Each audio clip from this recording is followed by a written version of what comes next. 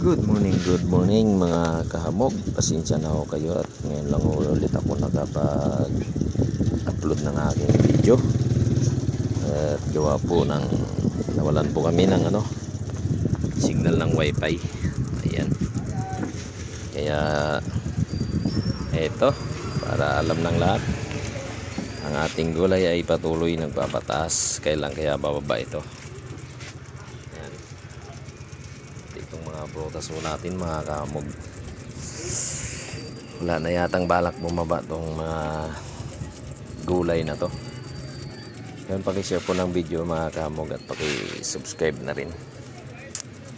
Yan, at saka parati po nating subaybayan ng ating paninda dahil sa presyo na patuloy na tumataas.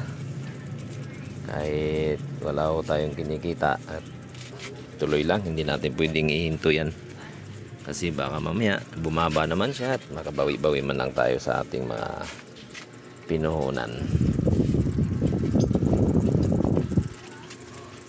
So yan, grabe pang init, kaya mabilis maglanta sila sa sobrang init. Pag maglantahan ka ng gulay, wala na, lugi na.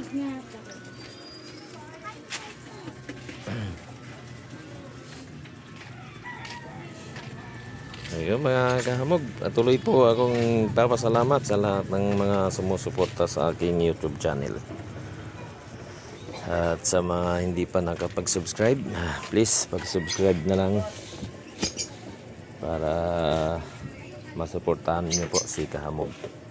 At sa lahat po ng hindi pa nakapagpanood ng aking mga video, sa panoorin nyo po para